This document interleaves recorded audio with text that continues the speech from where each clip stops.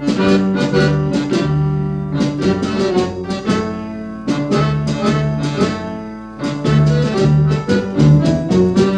ำขันเรื่องต่อไปก็ชื่อเรื่องว่าการหายใจของเต่าทะเล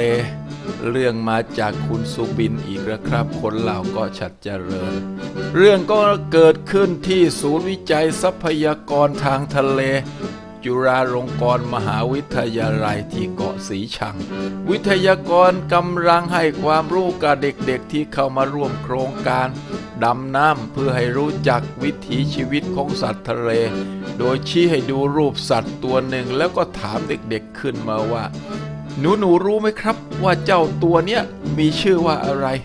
เด็กๆก็ตอบแล้วครับเต่ามังครับเต่ามังคะเต่าค่ะว่ากันไปเรื่อยตามภาษาเด็กนะครับ